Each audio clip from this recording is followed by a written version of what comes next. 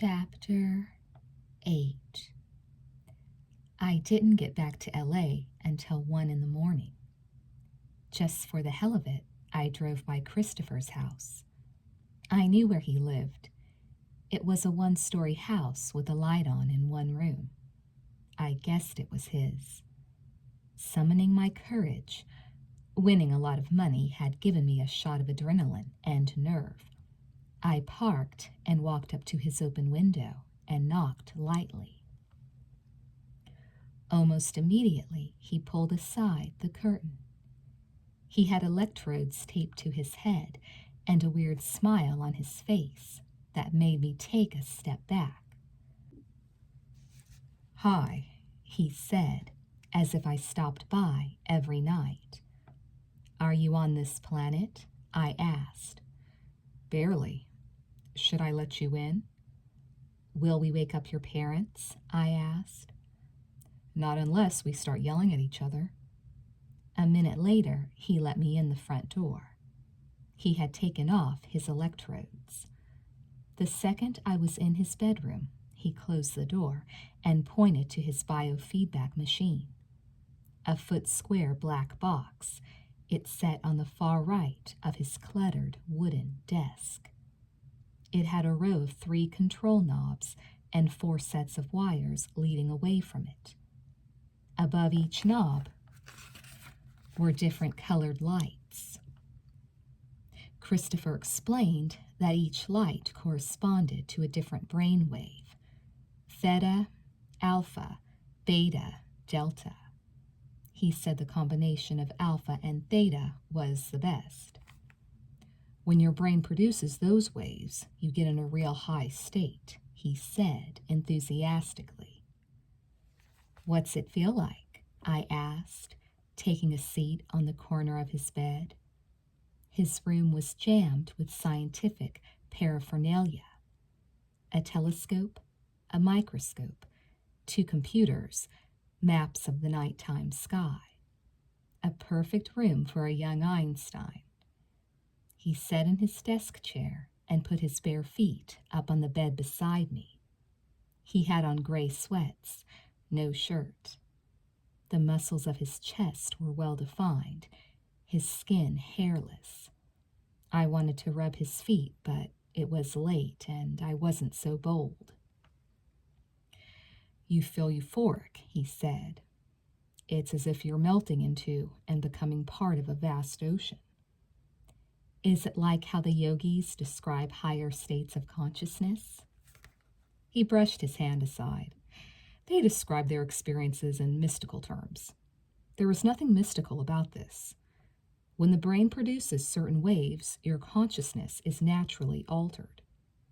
"Could it be the other way around?" "What do you mean?" he asked. "Could the fact that your consciousness alters change your brain waves?" "No." He tapped his biofeedback machine. "With this, I can control my brainwaves directly. It's purely a mechanical process." I smiled. "But you're not a machine, Christopher." He nodded, also smiling.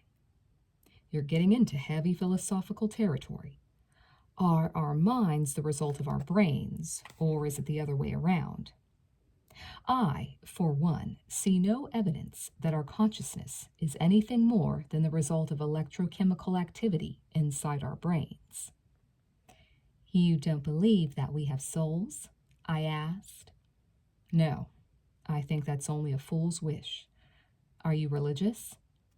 "My father's a minister." "You didn't answer the question." I closed my eyes a moment. The terror of my recent nightmares touched me briefly then. Yet something in these dreams, horrible as they were, made me feel that, yes, there was a part of me that could survive any catastrophe. I opened my eyes. "It depends on what you mean by religious," I said. "I believe in life." "That's vague. What do you believe about life?" "That it's beautiful, that it goes on and on." "That's one thing life certainly doesn't do. The redwoods may live 2,000 years, but in the end they die. Unless there's an amazing medical breakthrough soon, we'll both be dead 80 years from now. I suppose, I said wistfully. The conversation was depressing me. I wondered how it had gotten started. I had stopped by to show Christopher my stack of $100 bills, but now I hesitated.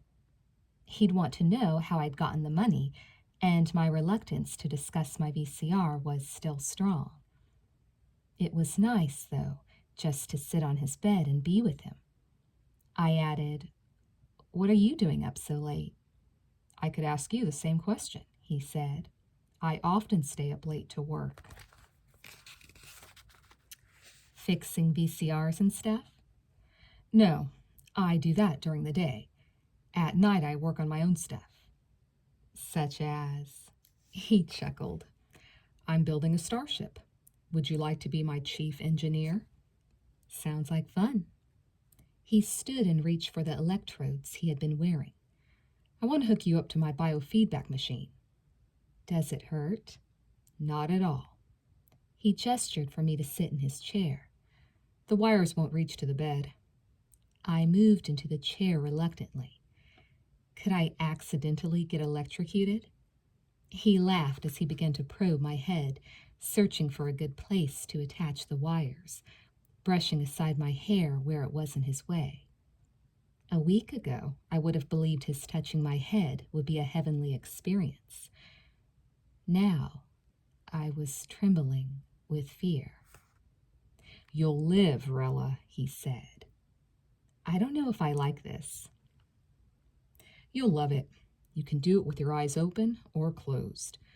A different light goes on every time your brain produces a particular wave.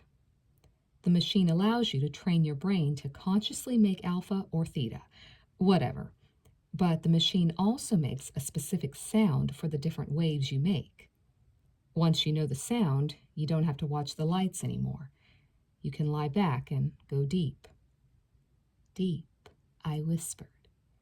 "Yes," he promised. He pulled back the hair on my right temple, and I could feel the wire lightly scratch my skin. Impossible as it may sound, I could smell the copper in the wire, and it reminded me of another smell, that of blood, which also contained copper. My nightmares were never really that far from my consciousness. It was odd, I thought, how they had started when I bought the VCR. Christopher continued. "Here, let me just stick this contact beside your—" "Stop," I said, standing up suddenly and pulling the electrodes off. He seemed surprised. "What's wrong?" I was having trouble breathing. "I don't know." "Rela, I don't want to do it. I swear to you there is absolutely no danger. These wires only receive the very low voltage your brain is producing. They don't carry any electricity into the brain." A wave of dizziness came over me, and the room swam before my eyes. I stepped toward the door. "I have to go home. I'm sorry." "Rela." He grabbed my arm. "You don't have to do it." He put his other hand on my shoulder and pulled me closer. "You don't have to go. Look at you. You're trembling." I lowered my head, embarrassed. The dizziness was passing as swiftly as it had come. "I guess my brain must be producing Rela waves," I said softly. He gently lifted my chin. "What are Rela waves?" he asked. "They're incoherent. They make people believe in butterflies and trees." Christopher watched me with his deep, dark eyes. But I did not see the moon and the stars in them this time. I saw only a young man who liked dangerous toys, and it didn't matter to me that he said they were safe. Yet for all that, it didn't make me love him any less. He touched my hair. "Those are not such bad things," he said. "I like them." "Did I ever tell you that you looked familiar to me when we met?" I was surprised. "You looked familiar to me, too." "Really?" Yeah, right from the beginning. Why do you think that is? I don't know. I don't know if it matters. It matters to me. You look sad. Are you sad? I frowned. Yes, I said honestly. Too many Rela waves. He leaned closer. Can I kiss you? I smiled. You're not supposed to ask. You're just supposed to do it. I paused. No. He grinned. Is this no the same no you gave me when I asked you out? No. I stepped back and his hand fell away from my hair. I can't tonight, Christopher. It's not a good time for me. He was concerned. You're still upset. I'm sorry I scared you. You didn't scare me. I scared myself. I turned toward the door. I've got to get home before it's too late. Too late for what? I paused at the door and glanced over my shoulder. Déjà vu touched me. There was no denying it. I had seen Christopher before in his bedroom, a long time ago, yet not in this room. Too late for the news, I said. I want to watch it.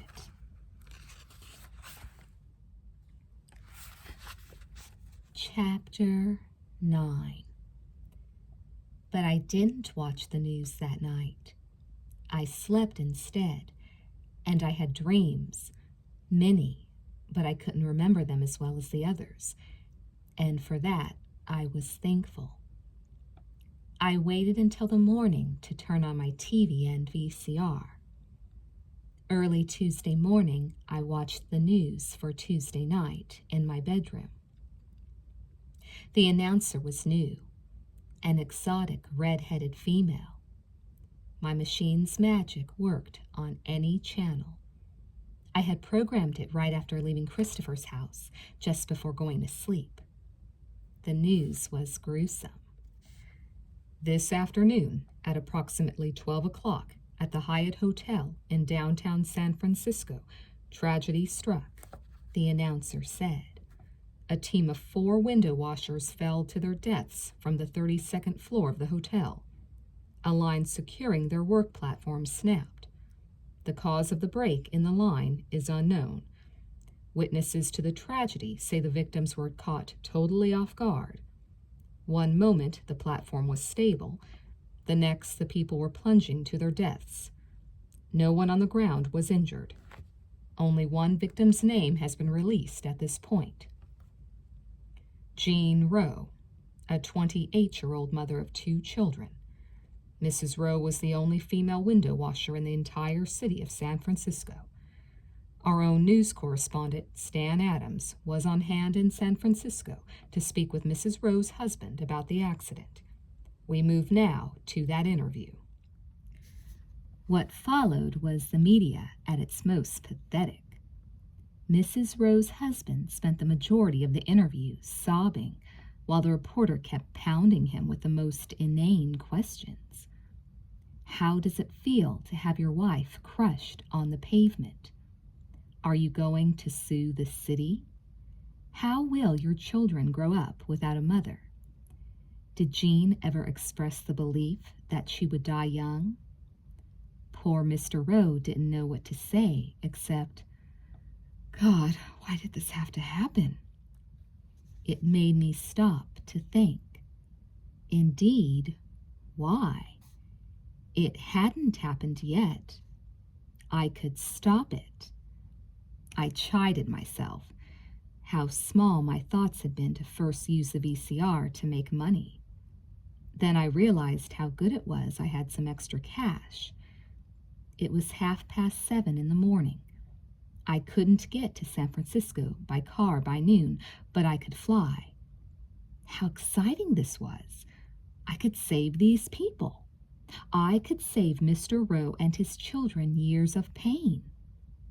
Jumping up from my bed, I called the airlines, made a reservation on a flight that was leaving at 9:30 and arriving in San Francisco at 10:30.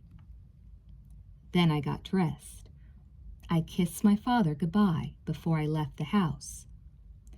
You were out late last night, he said. Sorry, I've got your money for you.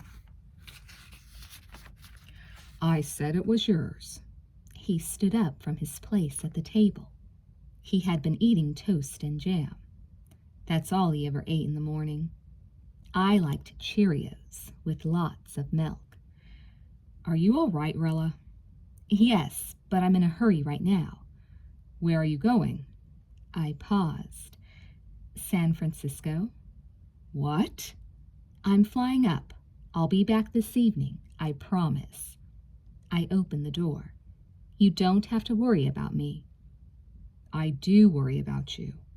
He took a step closer, paused, uncertain what to say. Our eyes met, and he tried to smile, but ended up shrugging and staring at the floor. It's just that I've never had a daughter before. I don't know if I'm doing right by you.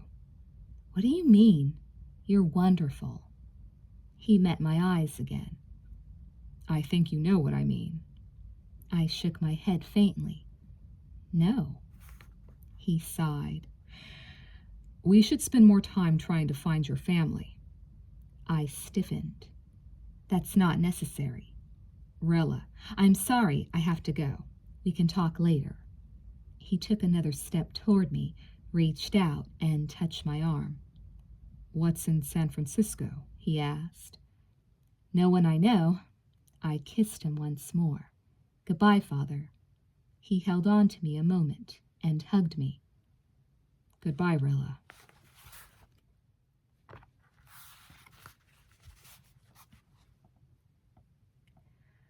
My flight was canceled because of engine trouble. There was another flight 30 minutes later, the gentleman at the desk said. I got on the 10 o'clock one. The half-hour delay was hard on me, though. When the plane landed in San Francisco, I dashed out of the airport and jumped into a cab. The Hyatt, I told the driver, downtown. Which one? He asked. There are two? Damn. Are they both tall? He was a foreigner, maybe from India. He scratched his head. One is tall, one is not so tall. They are both very nice. Take me to the taller one. My watch read 11:15. How long will it take to get there? 30 to 40 minutes. I didn't even know if the accident happened precisely at 12. What if it was 11:45? I would be on time to see them covering the bodies. I opened my purse, choked with $100 bills, and tossed one over the seat to the driver. I will give you another one of those when we reach the hotel, if you run every red traffic light along the way, I said. The driver smiled and pocketed the money. In my country, we always run the lights. He drove his cab like a roller coaster on a downhill spiral and really earned his extra 100. After climbing out of the cab, I paused at the bottom of the steps of the hotel and leaned back to see a team of window washers working at what could have been the 32nd floor. The time was 10 minutes to 12. Now what was I supposed to do? I had rushed to the hotel as fast as I could, but hadn't formulated a plan of action. As I jogged into the lobby, I saw an assistant manager's desk manned by a girl who didn't look much older than I was. Out of breath, I hurried up to her. The scaffolding that supports the window washers is giving way, I blurted out. She blinked. What? Who are you? Nobody. I pointed outside. I tell you, the window washers are about to fall. Where do they secure their ropes when they're working? The young woman stood. She had been drinking a cup of coffee and accidentally knocked it over as she got up. She sopped up the mess with tissues, saying, They work from the roof down. How do you know their equipment is weakening? I saw it with my own eyes. She left her coffee and came around her desk. I must see for myself. We don't have time for that. I grabbed her by the shoulders and spun her toward me. I can only imagine how crazy I must have looked to her, yet I was unable to control myself. "Send a man to the roof immediately. They're going to die any minute." The young woman was indecisive. "You say that from the outside you can see the scaffolding shaking?" "Yes, it's giving way this very second." She reached down and picked up the phone on her desk. "The window washers are not employees of the hotel, but I will have someone on our maintenance staff look into this matter." I backed away from the assistant manager. "Tell them it's an extreme emergency." Turning, I ran to the elevator. I did not trust that someone would get to the roof in the next few minutes. I didn't even know what I could do on the roof. As the elevator doors closed on me, I wondered if I'd find someone cutting the window washer's ropes, if the murderer would turn on me with his knife when he was done with the others and slit my throat. That wasn't what happened. But before I could even get on the roof and see what the situation was, I had to find a way up there. The elevator only went to the top floor of the hotel, or rather, to the top floor where guests stayed. I got off on that floor, number 34, and frantically prowled up and down the hallways until I located what looked like a storeroom. It was unlocked, filled with vents and ducts and diesel motors. At the back, in the corner, was a steel ladder that led straight up. I went up the ladder 2 rungs at a time. The wind on the roof was incredible. It blew my mind that normal people could be out cleaning windows so high up on such a turbulent day. Then I remembered that San Francisco was always windy. The roof was made of gravel embedded in tar. In the center of it was a low white platform that supported a gigantic satellite dish. A wall of tan steel approximately 4 feet high ringed the entire roof. I was the only one up there. Hurrying up and down the halls of the hotel had upset my sense of direction. I ran to what I believed was the right side and didn't see the window washers. I decided I was too late. Then I saw I was at the back of the hotel, and the people had been working at the front. I turned and ran to the other side. There they were, 3 stories below me, happily working away to music from a boombox they had set up on the scaffold beside them. I saw Jean Rowe. She was laughing at some joke. Their ropes were secured in 6 places to thick metal hooks that protruded from the edge of the narrow wall that ringed the roof. A glance at the lines revealed no critical signs of wear, although the ropes were, without exception, old and dirty. I assumed the weakness was farther down on the lines, perhaps where they were attached to the scaffold. A rope ladder led from the roof to the scaffold. The time was 5 minutes after 12. I wasn't about to climb down it. I leaned over the edge. "Hey!" I called. They looked up, all 4 of them. "There's a call for Mrs. Rowe. It's from her husband. It's an emergency." It worked like a charm. Jean Rowe put down her soapy wiper and climbed up the rope ladder. Now all I had to do was convince the other 3 there was an emergency at hand. I thought maybe Jean could help me out.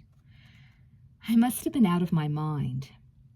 Naturally, when she came over the lip of the roof, she was anxious. She was a surprisingly attractive woman, blonde, voluptuous, with pouty red lips and green eyes. Why she was washing windows 30 stories above the ground made no sense to me. "Where's the phone?" she asked. "Downstairs." "Do you know what the emergency is?" she asked. "Your husband didn't say." "Wait!" I grabbed her arm as she started to move past me. "Your fellow workers have to come up right now, too." She stopped. "Why?" "Well, there's an assassin poised on a skyscraper over there." I nodded and continued. And the police are afraid he's going to shoot. He hates window washers.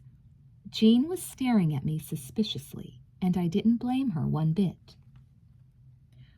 Who are you? Do you work for the hotel? Yes. You look kind of young. I'm older than I look. Did my husband call and say there was an emergency? I hesitated. No, it's something else. It's that platform you're working on. It's going to fall. Now Jean was angry. You dragged me up here to tell me that? Yes, I'm trying to save your life. Listen to me. Jean turned while I was talking, as if to climb back down the rope ladder to return to work. Later, I decided that hadn't been her intention. She was probably going to alert the others that there was a kook on the roof and that they might want to secure their lines elsewhere. I shouldn't have tried to stop her, but I realized that only in retrospect. At the time, all I could think of was Mr. Rose sobbing over his poor dead wife, and how that very wife was about to climb back into danger. If I was too late to save the others, I thought, at least I would save her. Jean had on a pair of baggy white pants, much like those of a house painter, and in one of her oversized pockets was a heavy black flashlight. I leaned over and withdrew her flashlight. Jean turned to protest. It was then I hit her over the head. The blow was solid. She dropped to her knees, and I whacked her again on the side of the head. That put her out. I felt sort of bad about it, but I was, after all, trying to save her life. My guilt did not stay with me long.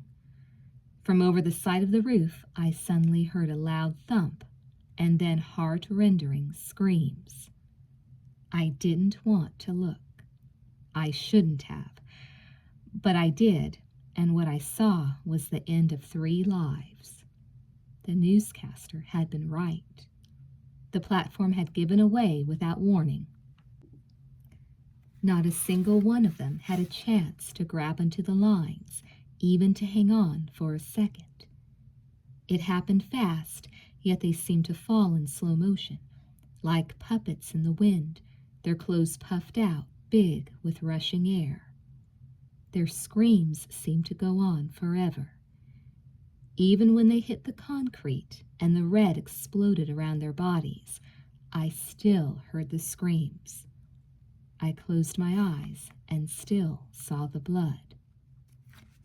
I left quickly. I knew I had to. I was no fool. When Jean regained consciousness, she would blame me for the accident, even though I had done nothing but save her life. I was back down the ladder and into the elevator before anybody appeared. I left the hotel by the back door. A crowd had already gathered out front. I wondered what the assistant manager would tell the police. I walked a couple miles from the hotel before I caught a cab. The driver, he was from Iran, had heard about the accident on the radio and wanted to talk about it, but I wasn't in the mood. It was still early in the afternoon when I reached the airport, but I couldn't get a flight back to LA until 6 in the evening. It wouldn't get in until 7. It was after 8 when I got home, and it was only then I remembered that I was supposed to have gone out with Christopher that night. There were 2 messages from him on our answering machine, one asking when he should come over, and the other, apparently, placed after he had come to the house and found no one around. I called him briefly and told him that I had gotten tied up and I was sorry and that I wasn't feeling well, and I would please talk to him the next day. He was sweet about the whole thing. He said sure. My father was out. He had left a note that he'd be working late. I curled up on my bed in front of the TV with a glass of milk and turned on, what else? The current news. I didn't watch it long. The window washer accident was the top story. There were interviews with both Jean Rowe and Ms. Assistant Manager. Neither had a favorable opinion of me. Yes, big surprise, the police were actively searching for me. I was concerned, but only slightly. If the cabbie who had taken me to the hotel spoke to the police, they'd know I had flown into the city. As a precaution against such a possibility, I had not given my real name when I booked my ticket. They wouldn't find me, I decided.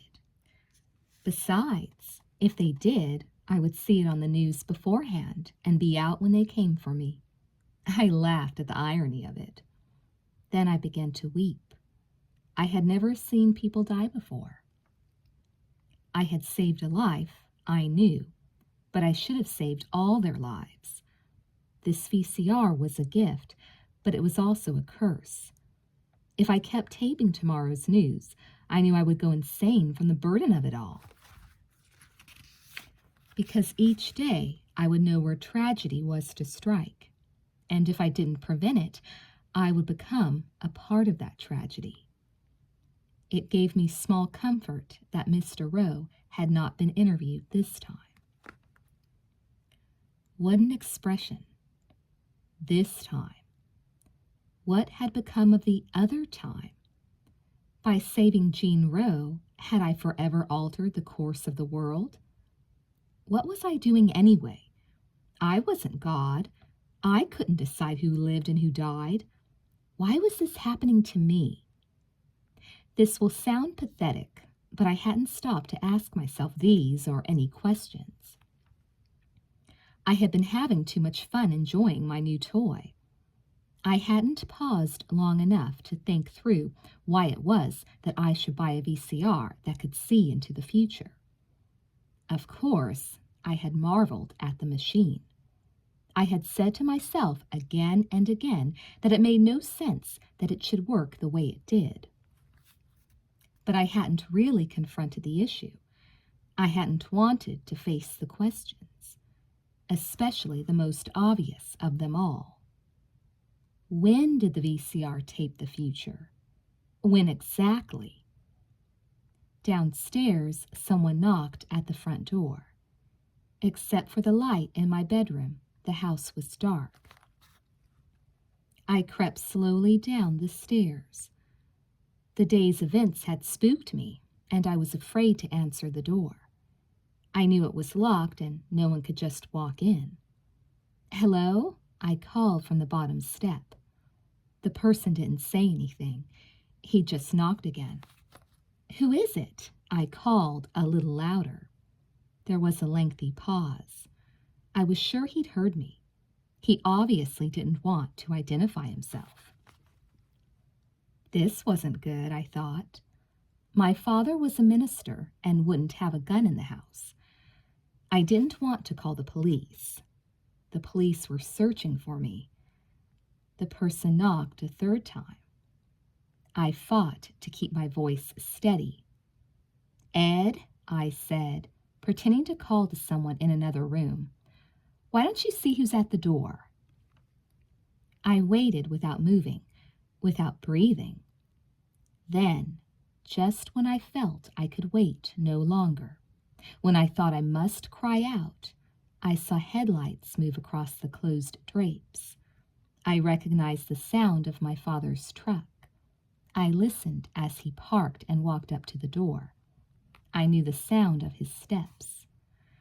A moment later, he was unlocking the front door and stepping inside. Relief flooded over me. I leaped off the last step and gave him a hug. "Rela," he said with enthusiasm, "I'm happy to see you too." I squeezed him tight. "I'm so happy to see you." He must have noticed my fright. "What's wrong?" I let go of him. "There was someone at the door. He was there just before you arrived. Didn't you see him?" "No." "He was there just a few seconds ago." "There was no one." I shook my head. "He must have run off when he saw you drive up." "That's odd. Did you see him?" "No, he just knocked." "How do you know it was a he?" I paused. It could have been a she. Should we call the police? No. I hugged him again briefly. I'm safe now that you're home.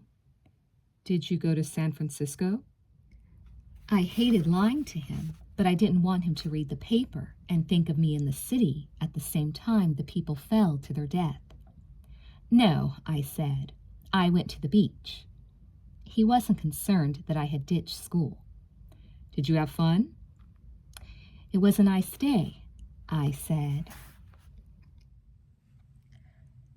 Chapter 10.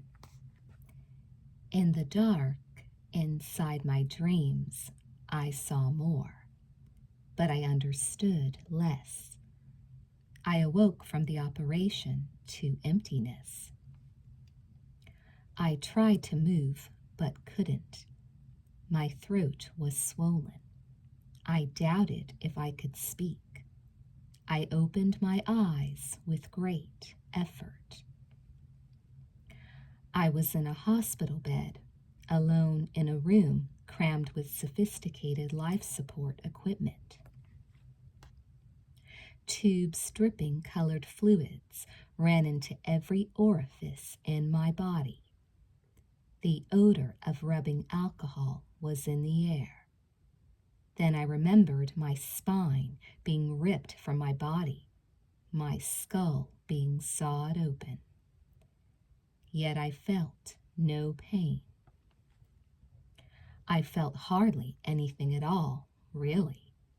I didn't know who I was, and even that didn't bother me.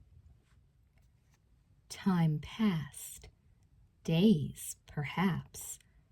People dressed in white, men and women, with empty expressions and cold hands occasionally entered my room and readjusted the tubes and solutions flowing into my body. Sometimes they would roll me over, remove my gown, and wash me with soapy water. But they didn't look at my eyes or speak to me.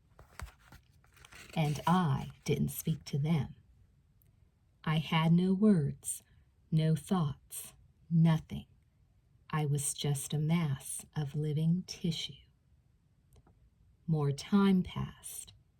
There were no windows in the room, so day and night were one. There was no way to count the days. Soon the nameless people began to remove the tubes attached to my body, until eventually there were none left. They stretched my limbs, pulling my arms and legs this way and that. I let them do it. I didn't care about them, and I sensed they didn't care about me. They made me get up and use the bathroom. They had begun to feed me solid food. I ate it without enjoying it. They had me walk around the room, back and forth. At first, I could walk for only a few short minutes before my legs would ache and my heart would pound. But then I could exercise for longer and longer periods of time. The people who watched, sometimes there were 2 or 3, sometimes only 1, didn't act pleased, and I didn't care if they were impressed or not. Then, slowly, thought returned to my mind. Late at night, when the room was dark, I would awake to images of a young woman walking in the woods, singing. I would see her by the beach, playing in the waves. Most of all, I would see her sitting beside an old man with white hair, talking late into the night. I didn't know who this young woman was, but I sensed that the old man was important. He was the cause of everything that was happening, yet I didn't know what was happening. And still, I didn't care, until I remembered the purple vial of liquid. Then I saw how I, the young woman, had injected myself with 2 vials of liquid, not one as I had imagined long ago in another place and time. There had been the green vial, but first there had been the purple vial. It was the purple liquid that was supposed to preserve my memory. The green liquid had been used to kill me. Memory. Part of it returned. My mission, my destiny. The secrets of the universe. They were mine now, but not my name. I still didn't know who I was, even though I had begun to care. I knew I had to escape, all because of the purple liquid, the purple vial. I sat up on the edge of the bed and stared at the wall opposite me. The only door leading from the room was to my right and locked. I knew that without checking, but the door wasn't so important. I knew I could still get out. It was what was in the wall that mattered to me. It was what was in every bit of matter in the room, in every atom in the world, the memory of everything that had ever been. I stared at the wall, and as I did, I felt myself merge with it. I saw the fine fragments of white plaster become magnified, no longer smooth as they appeared to the naked eye, but pitted and scarred with craters and ridges that took on gigantic proportions the farther I explored. Yes, I was probing the wall for the ultimate element. I knew I could find it here. I pushed deeper. The plaster vanished, and I saw the molecules that compose the materials of the wall. Carbon atoms interlinked with oxygen and hydrogen to form substances that mankind had used since the dawn of civilization. Right then, I thought of all the people beyond the walls of the building I was trapped in. Emotion momentarily disrupted my plunge into the material. But I pushed it away because it was for the people of the world I had done what I had done. There was no need for sorrow. It mattered only that I succeeded. The molecules gave way to the interior of individual atoms. Electrons pulsed around me. Neutrons and protons pulled me forward through a crack in reality where all emotion was left behind. I burst through to the nucleus of the atom and saw raw energy burning. Yet I knew even that great fire was only a ghost image imposed on the background of something more permanent. I flew past the smallest subatomic particle into a vast realm of black space. Space could never be conquered, I knew. It could never age. The universe was almost, but not quite, empty. It was permeated by immortal space. And because of that, I was also immortal. I arrived at a place known as eternity. A glance over my shoulder easily showed me creation.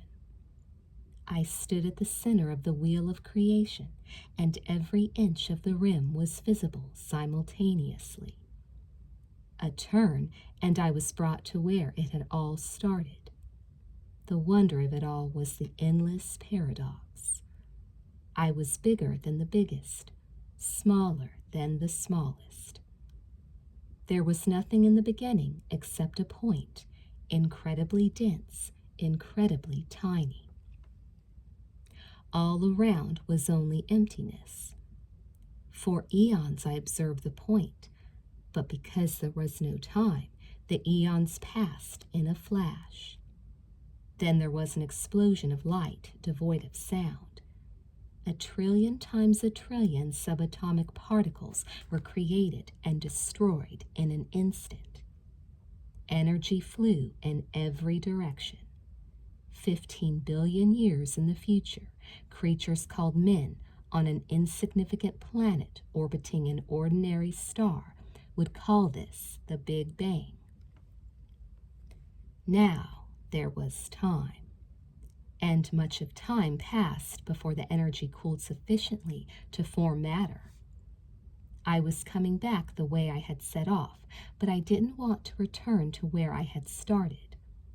I waited and watched, and finally that one ordinary star formed, and around it spun that one insignificant planet, home. I knew this was where I belonged. Again I waited and watched, and I remembered everything I saw. Life appearing, flourishing, changing, creeping up from the oceans, flying through the air, walking upright, and finally becoming conscious of I. But who was this I? Empty space, of course. The supreme element, immortal. But anything else? The question that only the most delicate of feeling could answer. I saw all of history, but I stopped before the final days of man. I didn't want to see them because I already knew the bitterness of the end. I had been told about it.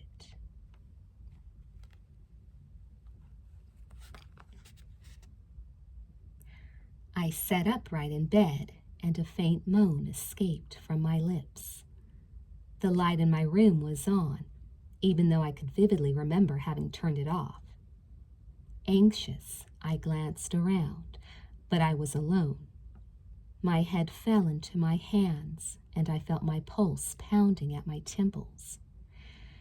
I cannot keep having these dreams, I whispered to myself. I will go insane if I do.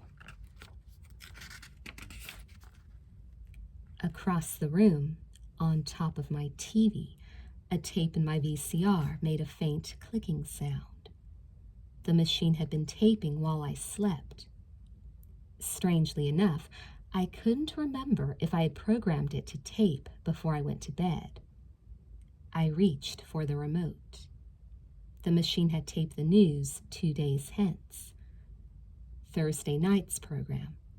The top story that night was me. A picture my father had taken of me 2 weeks earlier appeared in the upper left-hand corner of the screen beside the male announcer. My hair was loose over my shoulders, and I was smiling.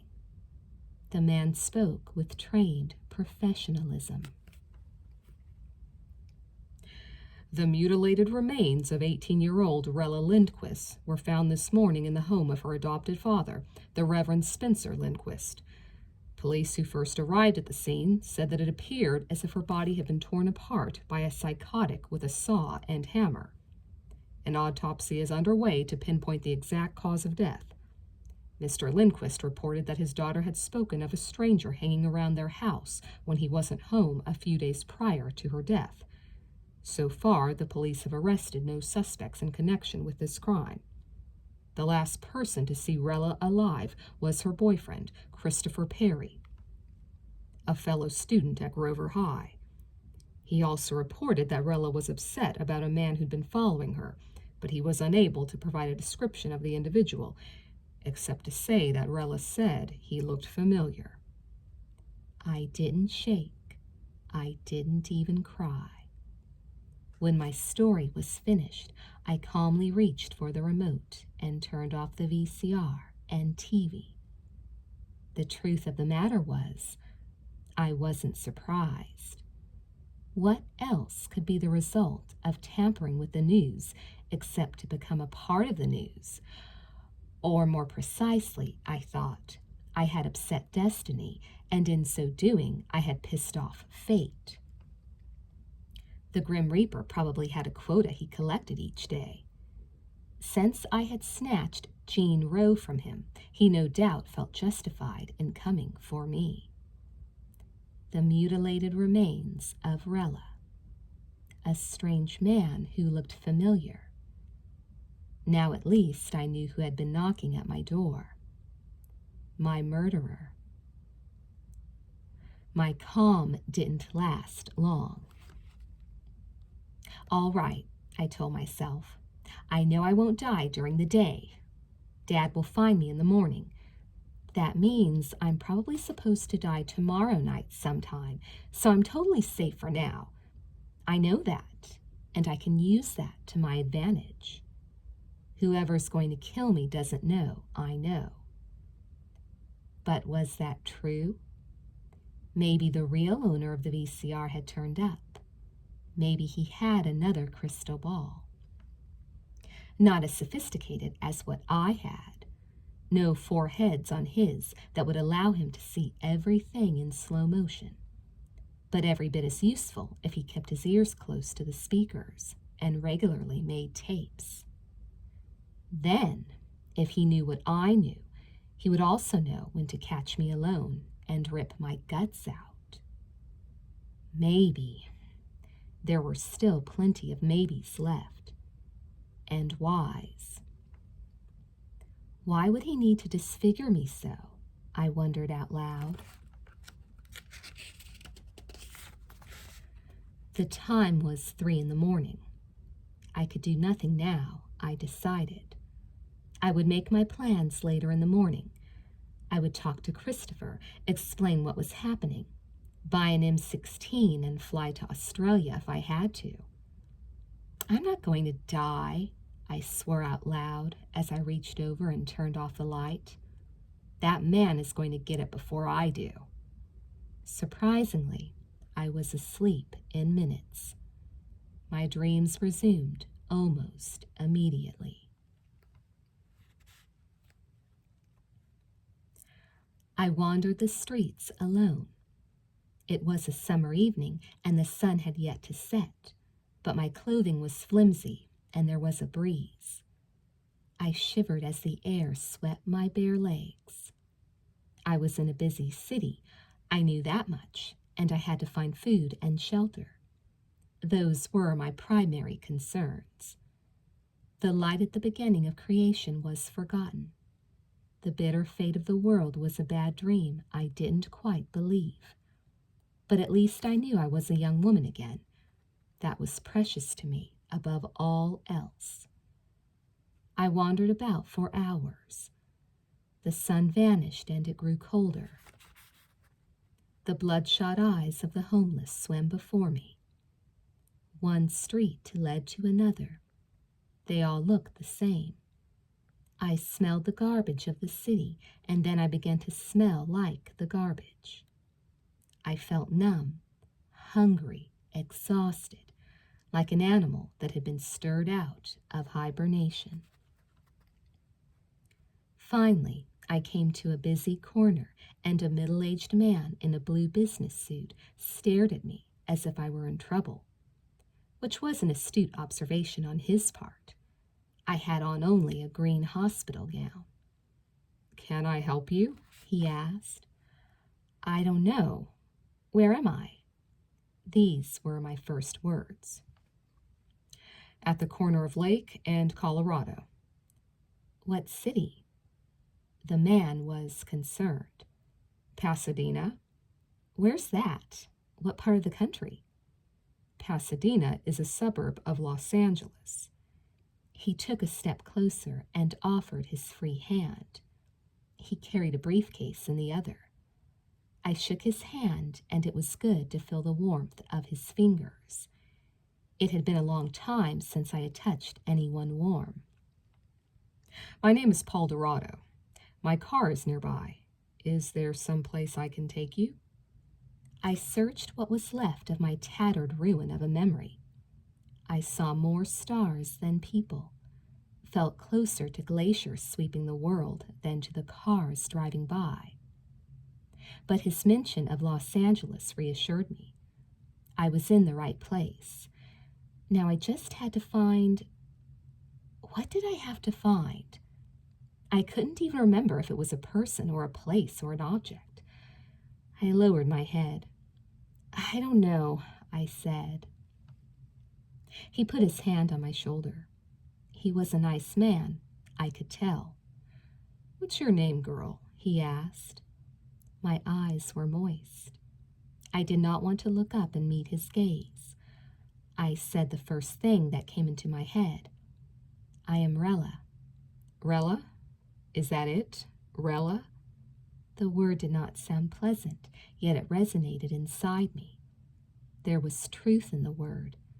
I raised my head and nodded. I am Rela. I do need help.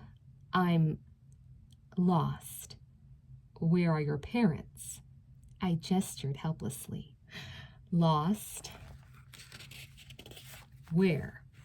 I felt tears. I don't know where. He hugged my shoulder. You'll be okay, Rela. I know a place nearby to take you. It's a shelter where many people go when they've lost their homes. You can rest there and get back on your feet. The man who runs the place is a minister friend of mine. He laughed. I think the first thing he has to do for you is get you some decent clothes. You look like you just got out of a hospital. It was not a hospital, I muttered as I let him lead me toward the car. It was a morgue. Chapter 11. Wednesday, the supposed last day of my life, I woke up late. The time was close to 12 noon when I rolled over in bed and checked the clock. I wasn't totally surprised. Actually, considering all the weird places I was traveling in my nightmares, I was surprised it wasn't Thursday morning already. Yet I didn't fully remember the details of my dreams right then. I couldn't recall how Paul Dorado had taken me to the mission where I had met my father. The amnesia factor was still in effect, and that was not so strange because dreams, no matter how provocative, were still dreams.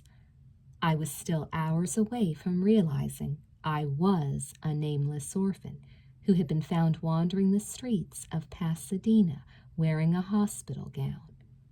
I wasn't asking myself the biggest questions of all. Who was I? Where had I come from? I glanced at the VCR as I made my way to the bathroom. I didn't stop to see if there was more good news to enjoy. In fact, I reached over and unplugged the machine. It was a miracle, considering the grief I'd experienced since I had bought it, that I didn't toss the VCR out the window.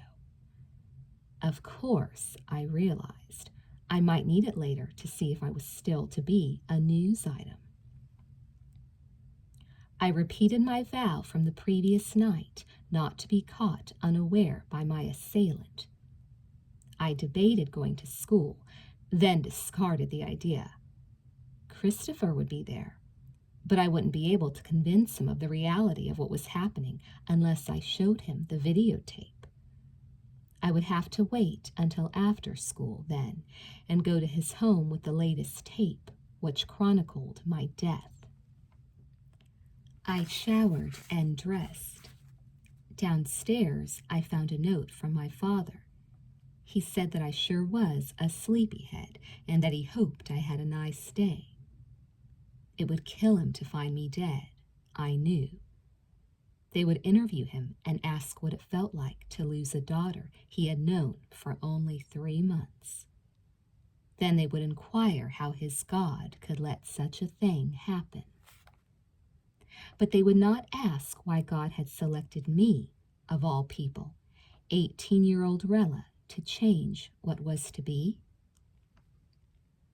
Vaguely, I remembered something from my unconscious excursions about destiny and mankind. But those thoughts, like the others, could not be comprehended in a waking state any more than the images of the beginning of time could be accepted by the rational mind. Yet I did faintly remember the brilliant light that erupted from the tiny point. In the midst of the horror had been great and profound beauty. Awe, even, that came close to inspiring in me the mysticism that Christopher so distrusted. Briefly, I wondered if he was the best person to confide in. Twice I had tried, and twice I had choked up. Did my subconscious know something my VCR did not? I left the house and drove to the mall. I wanted to be where there were people. Along the way, I kept glancing in the rearview mirror for a shadow. But if my would-be murderer was following, he was shrewd and didn't give himself away. Yet, according to the tape, I was to meet my assailant before he killed me and recognize him enough to describe him to Christopher as familiar. Well, I said out loud in the car, if I run into someone who fits that description, I will just knife him on the spot. The first thing I did when I reached the mall was buy a big Swiss Army knife. Then I got myself a Haagen-Dazs vanilla milkshake and sat at the center of the mall and watched as people enjoyed an idyllic afternoon of shopping and browsing. I had $20,000 in my purse and couldn't think of anything I really wanted to buy except a 12-gauge shotgun. The manager of the sporting goods store told me he wouldn't sell me one unless he saw ID. I wondered if I should try to bribe him. 2 o'clock came, and I figured Christopher should be home. I drove to his house without calling. There was no one there.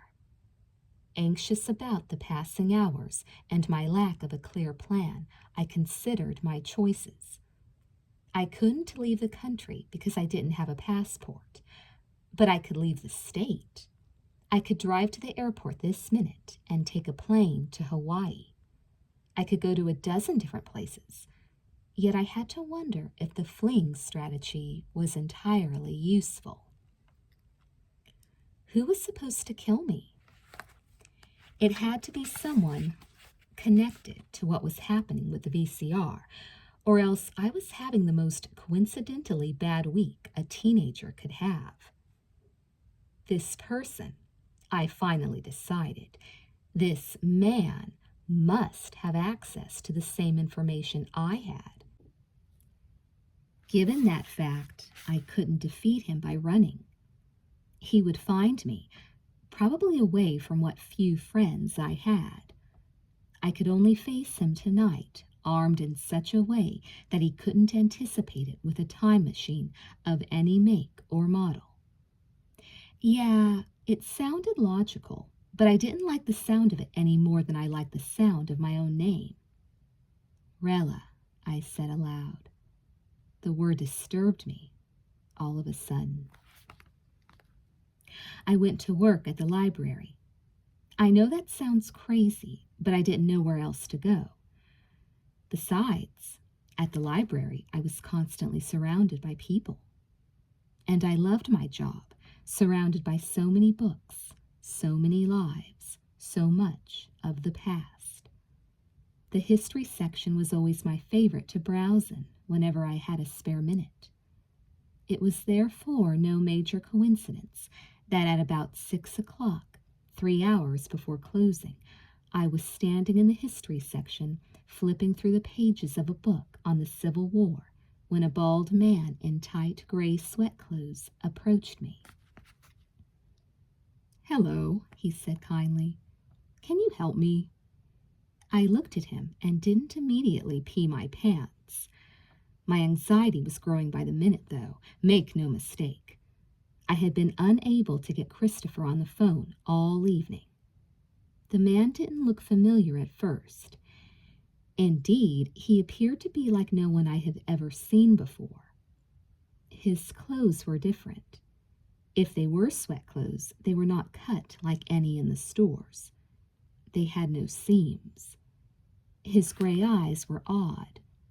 They were unusually bright. I blinked as I stared into them, and then hastily closed the Civil War book I was holding. "Yes," I said. "What are you looking for?"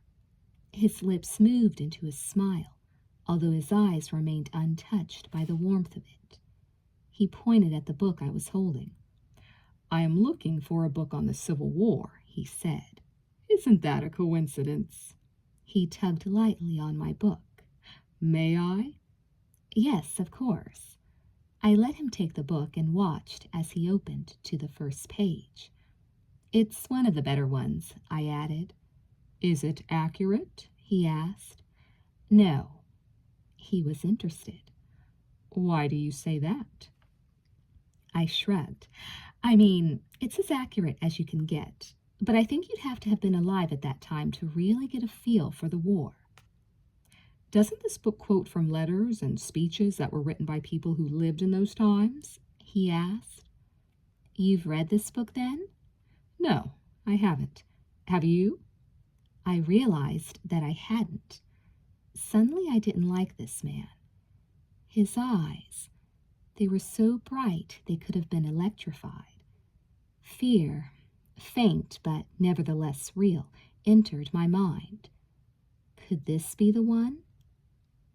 But he didn't look familiar. He just looked weird. I've glanced through it, I said, suddenly looking past him. Excuse me, if you don't need any other help, I have to get back to work. As I stepped by him, he said, But if I do need help, you will be here? I'll be around, I muttered, not facing him. I spent the rest of the evening in the back, sorting magazines and trying to get Christopher on the phone. Finally, his mother picked up. She said he wouldn't be home till 9, which was exactly when I got off. It was madness, I know, working for a few measly dollars an hour while my life steadily slipped away. I kept peeking out from the back to see if the bald man had left. He had taken a seat near the front. He could see everyone who was coming and going, and was reading the Civil War book I had recommended. It looked like he would stay to closing. I noticed he had a medium-sized black suitcase resting on the floor beside him. By 10 minutes to 9, I was desperate. I'd even tried Stacy a couple of times, but had been unable to reach her, too. I thought of Ed and got the number for Circuit City from information. I caught him at work. Ed, I said, this is Rela. Remember me? Hey, yeah, how are you? Great to hear from you. Thanks for introducing me to your pal. She's something. You never know what's going to come out of that girl's mouth. You two are seeing each other? Yeah, didn't she tell you? I guess she didn't want to break your heart. How are you doing, Rilla? How's your new VCR treating you? Let's just say it's changed my life in dramatic ways. I lowered my voice. Ed, I'm in trouble, and I mean serious trouble. You're pregnant? No. I have someone following me. I'm at work right now, and I'm not sure, but I think he may be here, waiting for me to walk out to my car. Get someone to walk out with you. I'm going to do that, but then I have to drive home to an empty house. It's Wednesday, and my father always works late on Wednesday. He helps pass out food at the mission. Often he sleeps there and doesn't come home till morning. Can't you call him at the mission? I don't want to bother him.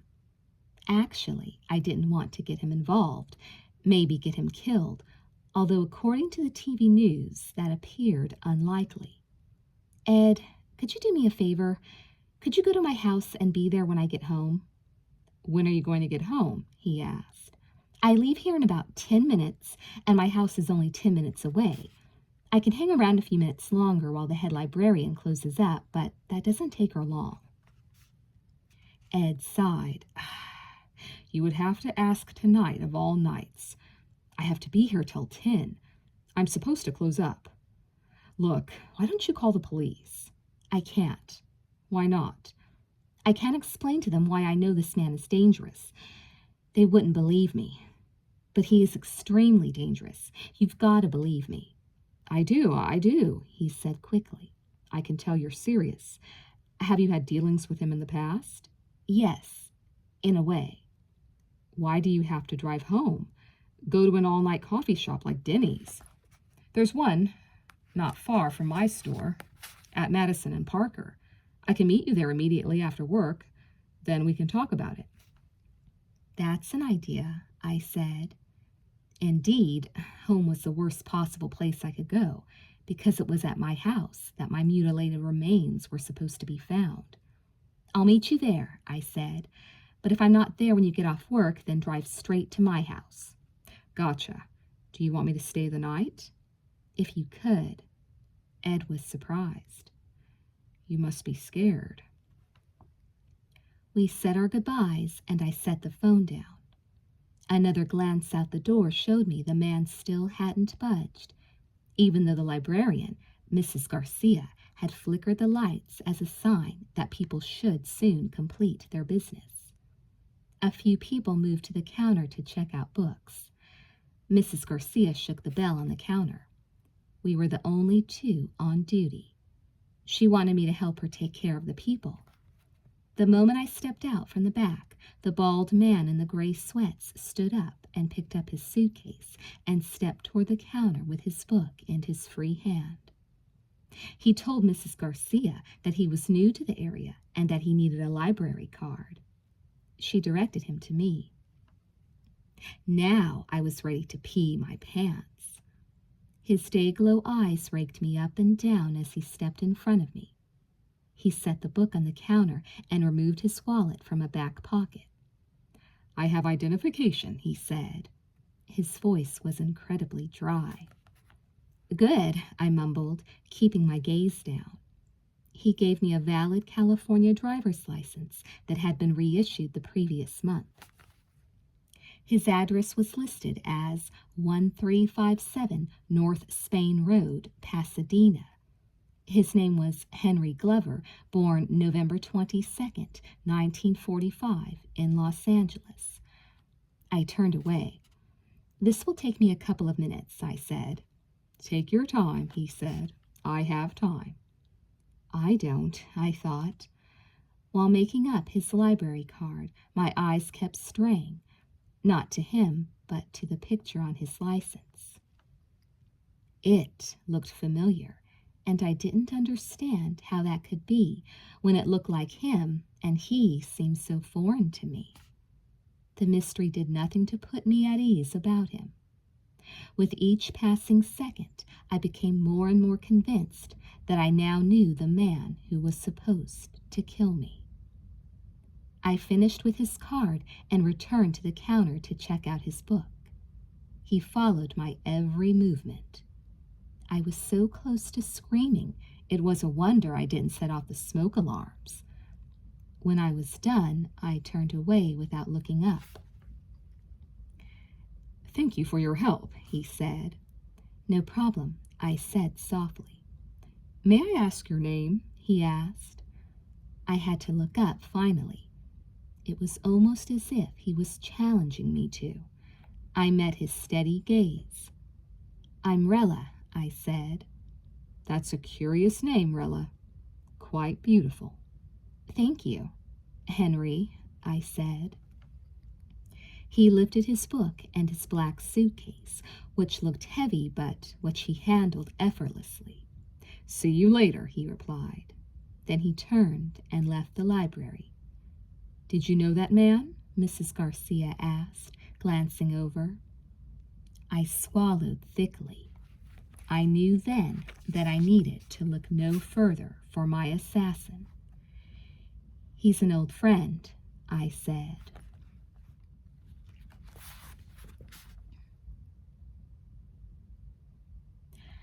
Before I left the library with Mrs. Garcia 15 minutes later, I got Christopher on the phone.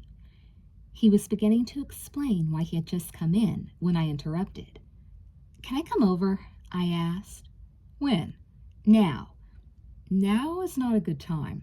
Both my mom and my dad have the flu. If you come, you might catch it. I don't care. I have to talk to you. I have a tape I have to show you. I froze.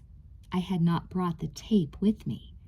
It was at home, in my machine, that accursed VCR. What does this tape have on it? He asked.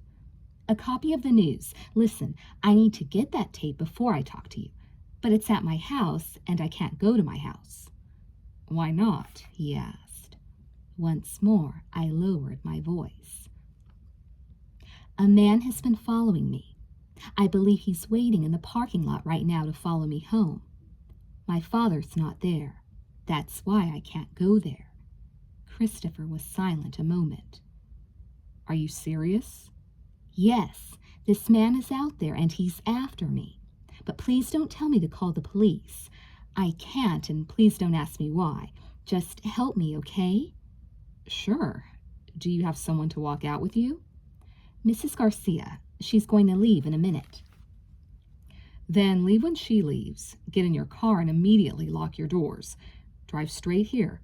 Don't worry about my parents. They won't mind once I explain the situation to them." "But I need to get the videotape." "Forget the tape. We can get it tomorrow." "No, tomorrow's no good. I can't talk to you about what's happening unless you watch the tape first. Believe me, you'll think I've lost my mind." "I can get the tape if it's so important to you. I can get it now and be back before you arrive." "No, the house is locked. I'll have to meet you there and give you the key." "Come here first and give me the key. You don't want this guy to know where you live." "Oh, he already knows that." I figured he knew a lot of other things about me, maybe more than I knew myself. I continued, "Time is critical here. I have to show you that tape as soon as possible. Meet me at my house. You're closer to it than I am. If you leave now, you'll be there before me. This man will do nothing while you're around." "How can you be so sure?" he asked. I don't even know where the words came from. I just blurted them out. "Because you're too important."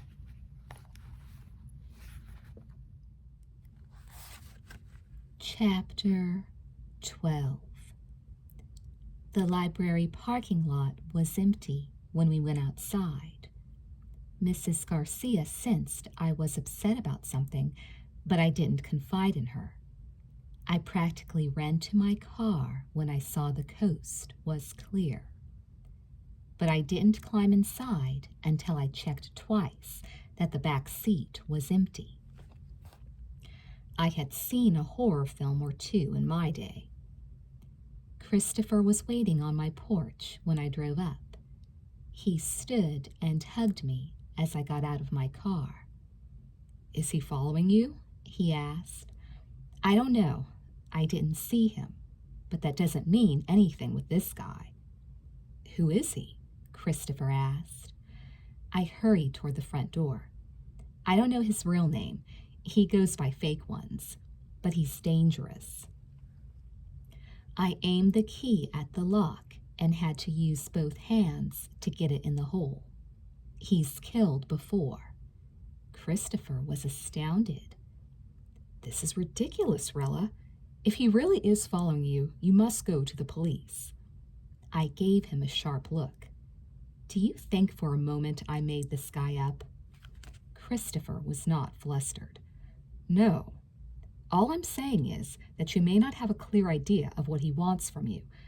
Let's call the police and let them assess the situation." I slammed my fists into my sides in frustration. "I told you I can't go to the police. We are dealing here with a force beyond anything they know." Christopher took a step back. "What kind of force?" he asked.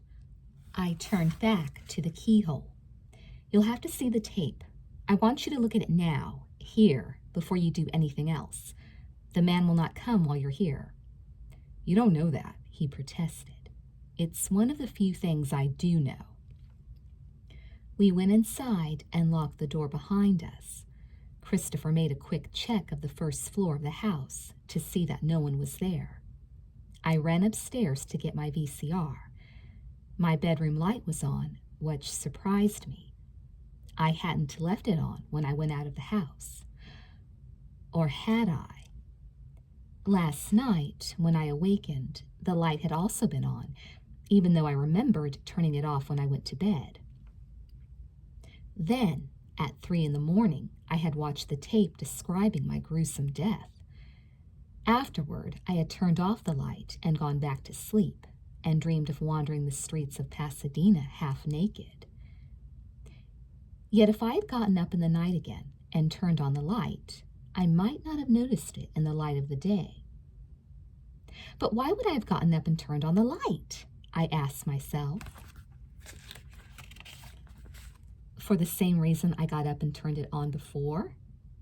Yes, I remember now how the light had been on at least once before when I awakened from a nightmare, not just the night before. But I wasn't answering my own question. I had been sleepwalking. The bathtub incident proved that. But what was my need for light? Was I doing something during the night? I studied the VCR. The plug dangled from the back of it. The machine was off. I hadn't checked the tape that afternoon when I got up because I felt I'd already seen enough bad news. Plus, I had not reset the VCR after viewing my death story.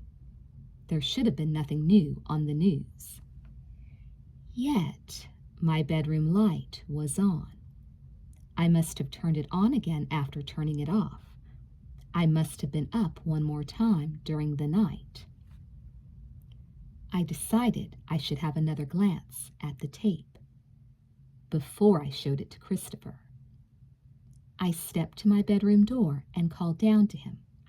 "I have to use the bathroom. I'll be down in a minute." "Okay," he called up.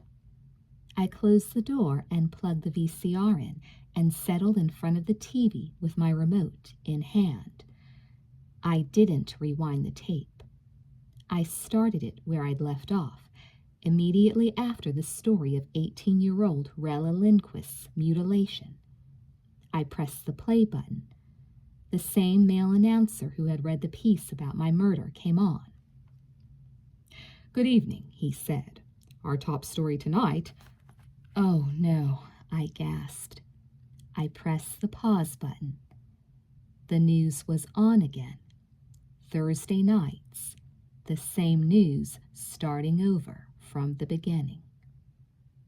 Only it wasn't the same because instead of my picture in the upper right-hand corner of the screen, they had Christopher's. Dead, I thought. Now they would get him instead of me. But I had to know for sure. Shaking, tears already welled in my eyes, I pressed the play button again.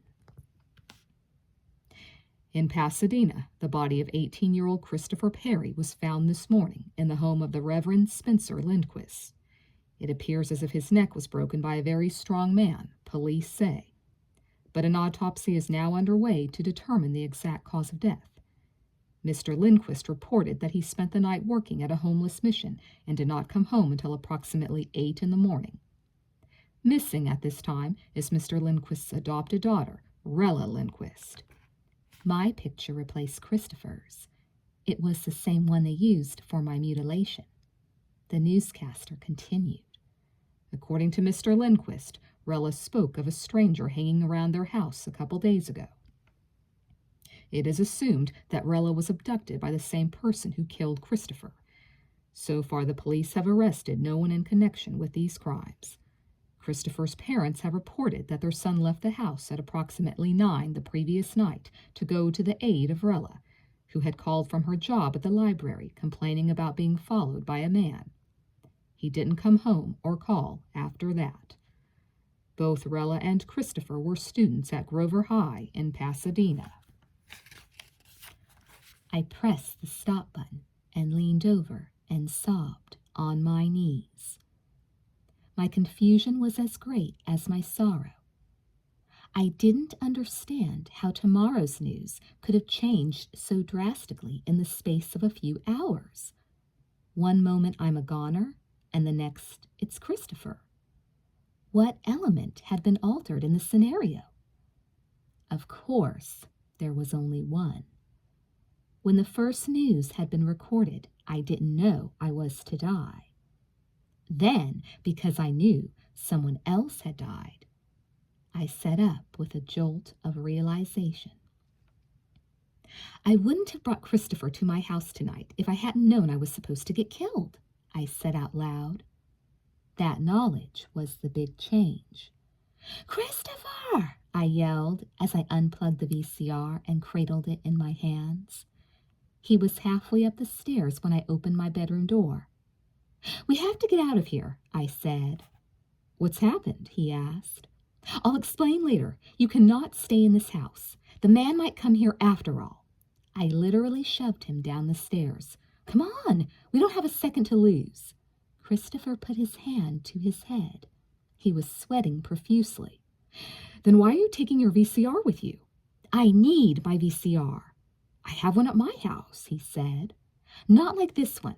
Let's just go. Please, I'll explain in the car." We were in the living room, heading for the front door, when I noticed that the living room window was shut. My father was a fresh air addict. He never closed that window, even when it was freezing outside. I set the VCR down on the coffee table in front of the sofa and checked on the window. "Someone was here," I muttered. Christopher stood behind me. "Are you sure?" I tried to pull the window up. I was pretty strong, but I couldn't budge it. It was as if it had been nailed shut. "I'm quite sure." I stared off into space for a moment. Why would he want the window shut? I whirled around. "Are you sure that there's no one in this house?" "I checked every room except your bedroom." "There's no one in my bedroom." Christopher staggered slightly to the left. "Then why are you suddenly so anxious to leave here?" I pointed at the tape. "It's because of what's on this tape." I paused and eyed Christopher. "You're breathing heavily. Do you feel all right?" He put his hand to his head again. "I'm fine." I took a step toward him. "You don't look fine. What's wrong with you?" He rubbed his eyes and staggered back. "Dizzy. Maybe it's all this running around. Let's get outside in the fresh air." He reached for the VCR. "I'll take this." "No, I'll get it," I said. "It's no problem," he said, and smiled at me as he leaned over to pick it up. His face was soaked with perspiration. "Did I ever tell you how cute you look when you're scared?" I had to grin. "No, that's sweet." He stretched forward and lightly kissed my lips. "You're sweet, Rela." Then he collapsed, unconscious, on the floor at my feet. "Christopher!" I screamed. Every light in the house went out. "God," I whispered.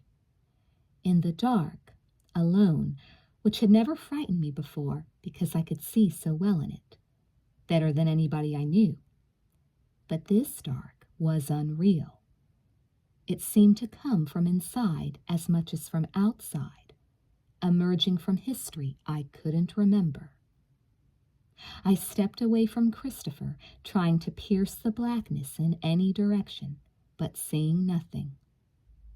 Listening intently, with hearing that was better than most people's, but hearing nothing.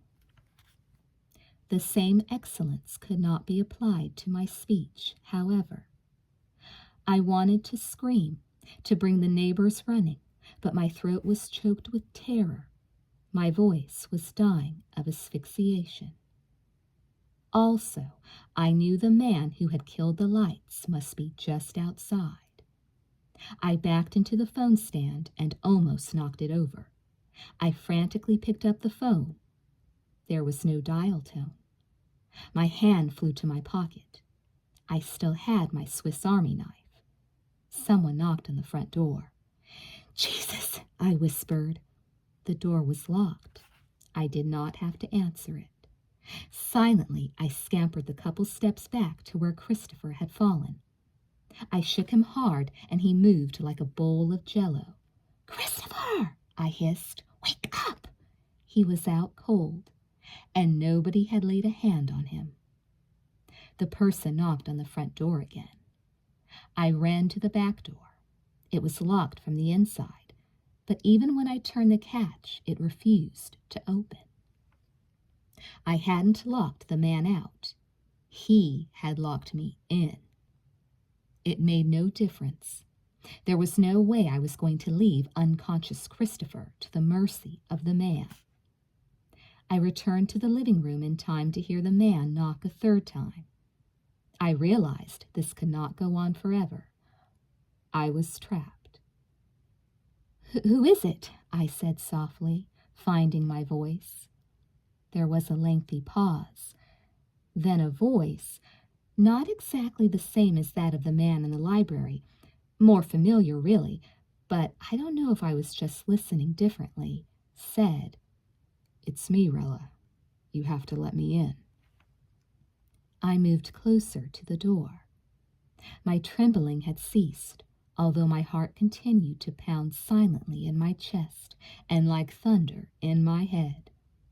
I think I stopped breathing when Christopher collapsed and had yet to start again.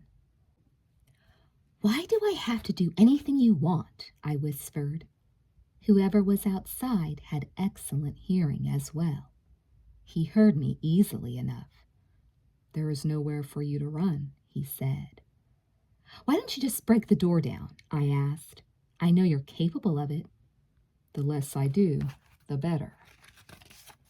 I was close to the door now. "If I let you in, will you promise not to hurt Christopher?" I asked. He didn't hesitate. "That I can promise." A tear ran over my cheek.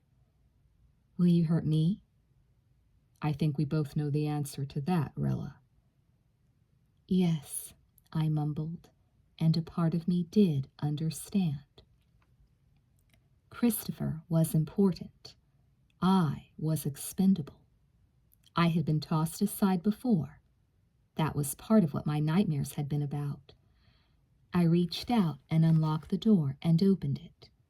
The man stood perfectly still on the dark porch, a statue carved from the night.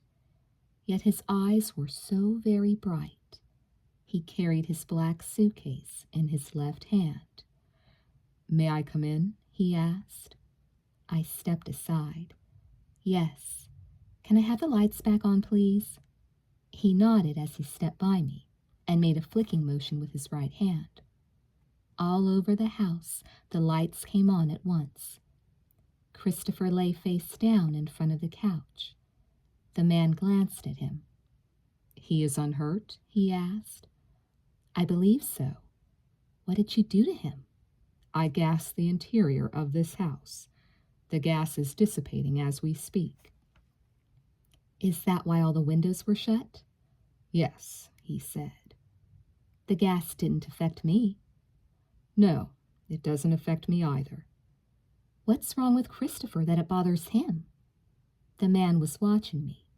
He had not changed out of his gray sweat clothes. "You are asking the wrong question." "I understand," I said. It was we who were different. I gestured to a chair opposite the couch. The man sat down, his suitcase resting on the floor beside his left knee. I wondered what was inside. I sat on a chair between the man and Christopher. My almost boyfriend appeared to be breathing easily. "Will you be staying long?" I asked the man.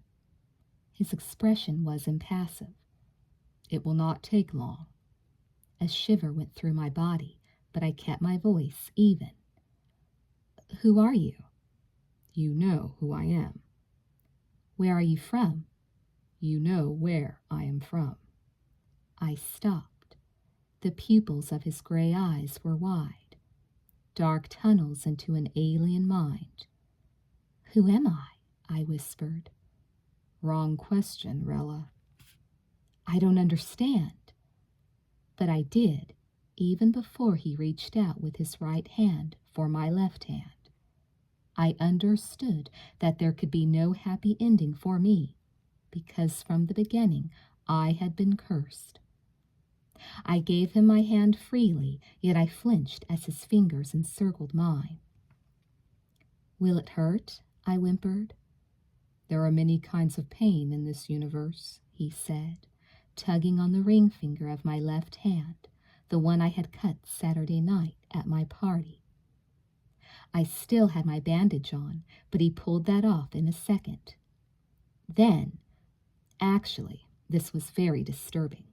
He took off more than the white gauze. Leaning closer, I saw he was removing my skin. Yes, he was just tearing it off bit by bit, as if it were made of wax. The weird thing was, I didn't feel any physical pain, and there wasn't a lot of blood. But he was dead right about there being many kinds of pain in the universe. I felt a big one right then, one I had never experienced before. When I looked past where the skin had been removed from my finger and saw nothing but copper wires and silver metal. Nothing else. Nothing living. What are you? He corrected. That's the question. You are a Rela, a robotic experimentation logistical algorithm. Once, in another time, you had another name. I stared down at the mangled flesh of my finger, the uninjured circuitry, and didn't have to ask myself why I didn't weep. My tear ducts, I realized, were just a switch that I chose not to throw. I see, I whispered. Yes. He removed something that resembled a ray gun from his back pocket and pointed it at me. I have to destroy you now, and even though it is not logical, it will give me a measure of satisfaction to know that you died with your memory intact. He aimed the weapon at my head. Do you remember the name Sarah? I closed my eyes. The shock had broken through my amnesia. I felt the purple vial in my hand. I saw it. The secrets of the universe were mine for a second. Of course, a robot could process 1 trillion bits of data in a single moment. I remembered everything, and it was no dream. Yes, grandfather, I said. It was you who named me.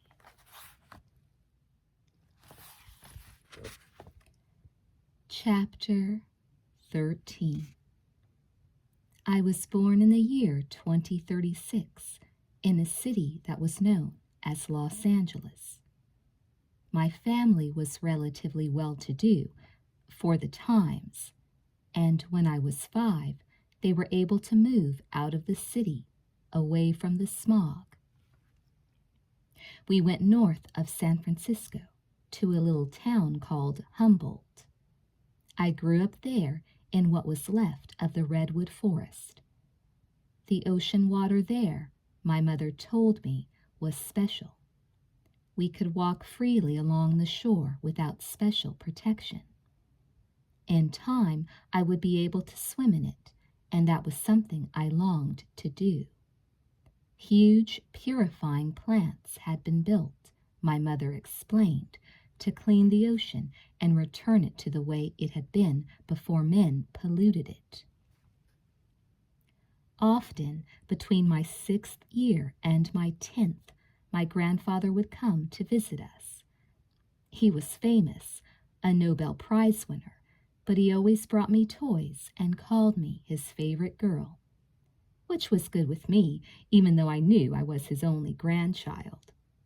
Especially prized by me were the dolls he gave me.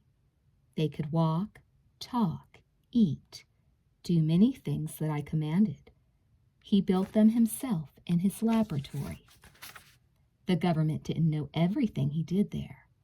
No one did, not even my mother. Grandfather called himself Saint Nick because he liked to think of himself as Santa Claus. That was his ego speaking, I was told. But whatever it was, he was like Santa to me, and he loved to spend time with me, talking about the stars, the trees, the sea. He taught me to play the piano, which he played wonderfully, and we'd go for long hikes into the hills in the morning and evening. Once he told me I reminded him of a girl he knew when he was young, but he never said the girl's name and his voice was sad when he spoke of her. I wondered if she had been his wife, my mother's mother, for I knew she had died not long after my mother was born. My mother told me it wasn't so, and she did not know the girl's name either. Then my grandfather left and didn't come back for a few years, although he called occasionally, always at holidays and on my birthday, and spoke to me. He also sent gifts, but they were from the stores and didn't compare to the dolls he made in his lab. When we spoke, he never told me what he was working on, except to say that it was very important. I grew into a teenager, and good and bad things happened in the world, mainly bad. There was a war in Europe, and nuclear bombs were used, and many people died, and the news said Europe was like the Middle East, which was already a radioactive wasteland. But the war ended quickly, and most scientists believed little radiation would drift to our part of the globe. The reconstruction of Europe began, slowly. The economy of the United American countries plunged into deep depression, and 30% of all people lost their jobs. Food lines were everywhere, and the farmers in the middle of the continent had little uncontaminated land to cultivate. Much of the food they did grow was contaminated, too, and people began to catch new strains of viruses that were resistant to medicine. Finally, there was an explosion at our lunar colony, and in one blow, the entire colony was wiped out. The government said it would give up on space travel for the remainder of the century. These catastrophes touched my family only slightly. My father kept his job as an engineer at a factory that was developing new types of plastic, and we had money to buy black market food, better than that was available in the government stores. I suspected, although I was never told and never had the nerve to ask, that my father's income was supplemented by checks from my grandfather. The single good thing to emerge from these times was a worldwide humanitarian agency similar to the United Nations, but smaller and more influential in its scope. It was called New Life, and at its core was a group of dedicated men and women willing to tackle the problems of the world to make them better. The New Lifers were suddenly everywhere, in all sections of society, recruiting volunteers and soliciting money to rebuild humanity. They met with immediate success wherever they went. For example, their scientists, they had assembled a team of the most brilliant, tackled the problem of pesticide toxicity, and in 3 short years discovered chemicals that would counteract the effects of decades of abuse from soil additives. New Life took small African nations that had been bankrupt since the day their constitutions were signed and got them back on sound financial footing. Of all the places in the world, Africa accepted New Life's aid the quickest and benefited the most. It was not long before the rest of the world turned to this remarkable agency for inspiration. But what exactly was this organization? The media debated the question endlessly. On the surface, New Life was simply thousands of people helping other people. But its center was mysterious. Its board of directors had to be made up of extraordinarily wealthy and intelligent people. Yet these people, for the most part, chose to remain anonymous. On the other hand, and this was the paradox, this same group seemed able to influence the whole governments to bend to New Life's own particular vision of what should be done next. It sounded dangerous, ominous, but it wasn't because New Life's intervention was always positive. Also, there was the fact that New Life had no single leader, and this allayed many of the world government's worst fears. It wasn't as if too much power could be concentrated in one person. or so it seemed until I was 18 years old and my grandfather suddenly showed up at our doorstep. He had aged 20 years in 8. His hair was now entirely white, what little there was of it. He had never been a solidly built man, but now he was emaciated. The biggest change, though, was in his eyes. They had always been so forceful, so full of possibility, and now they looked like burned-out video tubes. He had come to the house one afternoon when my parents were out and slumped down on the couch beside me and smiled and asked how I was doing. I told him I was fine and put my hand on his lined forehead. It was then he began to shake and his eyes brimmed full of tears. He did not, in that one afternoon, tell me everything about his involvement with New Life. But he was to spend the next 6 weeks at our house, slowly recovering his health. During that time, I would come to understand why the new hope of mankind was in reality its most deadly foe. The revelations came out of him in the form of several long dialogues we had during his recovery, most of them late at night in the makeshift room my mother had put together for him in our basement. It may sound strange that he would confide in me rather than in his own daughter. My grandfather had not seen me in 8 years, yet he knew me. His genes had passed undiluted into me. He knew I had his intelligence, his creativity. Yet I think, perhaps, he also understood that I did not suffer his same fears. Our first talk was a week after he came back home. He spoke to me of his first love, physics, and his search for the ultimate theory. Einstein was working on a unified field theory when he died, he said. I'm sure you've read about it in your history and science books, Sarah. Many scientists have worked on it since, but none with complete success. There are 4 basic forces in nature: electromagnetic forces, weak nuclear forces, strong nuclear forces, and gravitation.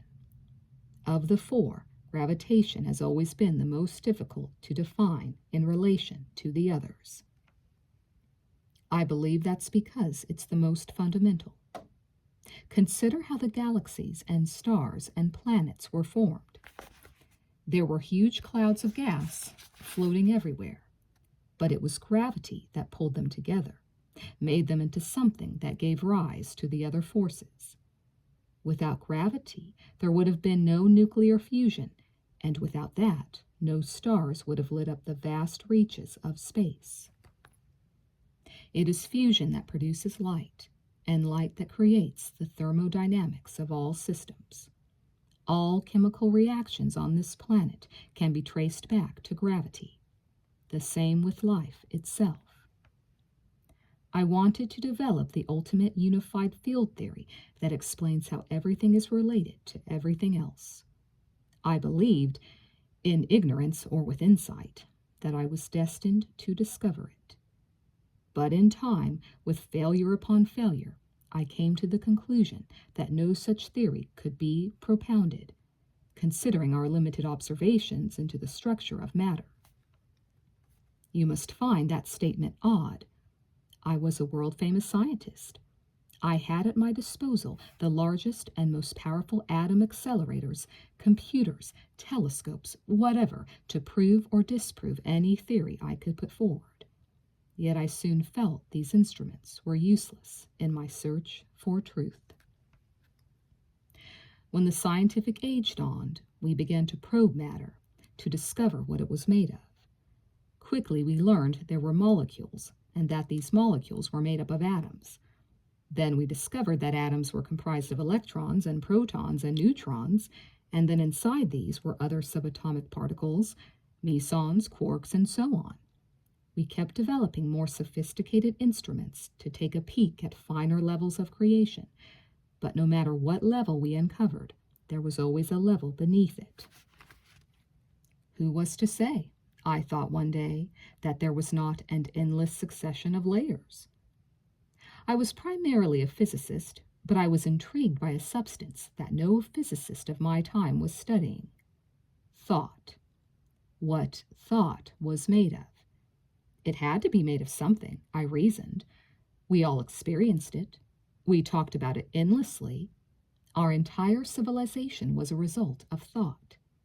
Yet most physicists would have said thought was nothing, that it didn't exist in a quantitative fashion.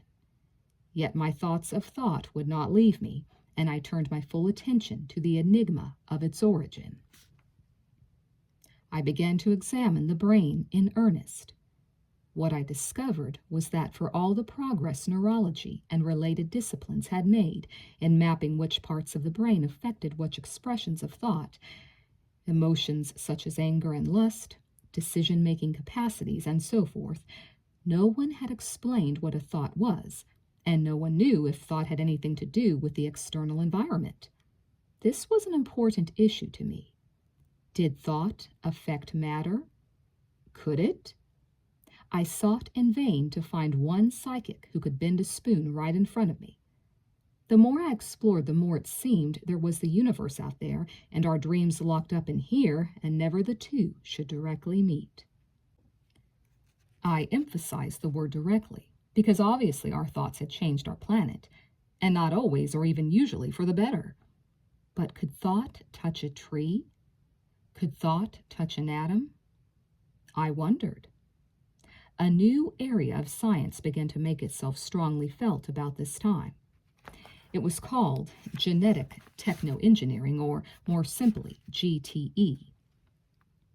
It was an offshoot of genetic engineering itself, which, as you know, experiments with life on the cellular level.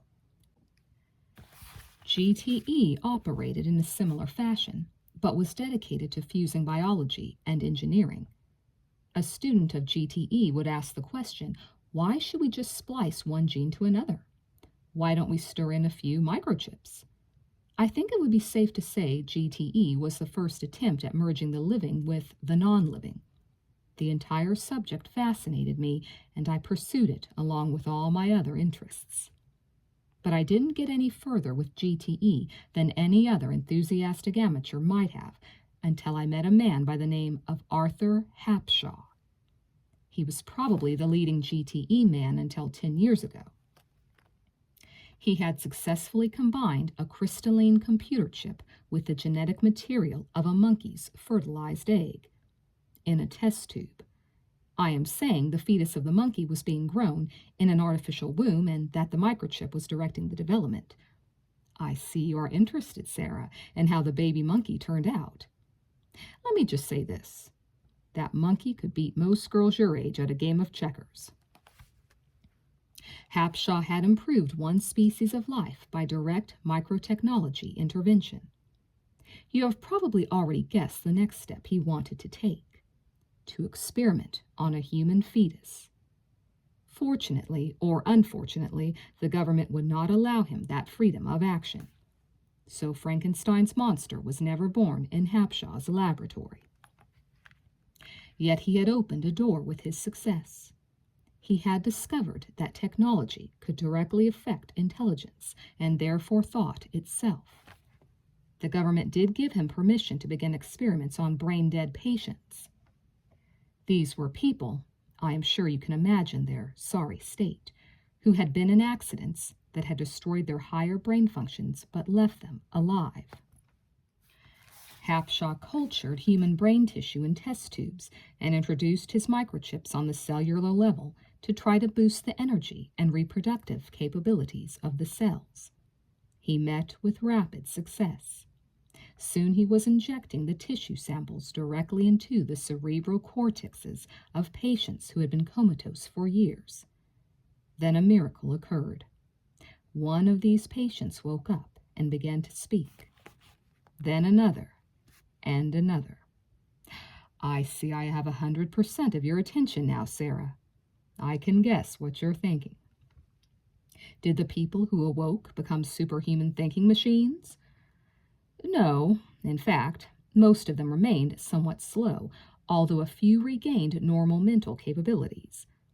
That shouldn't surprise you, and it didn't surprise us.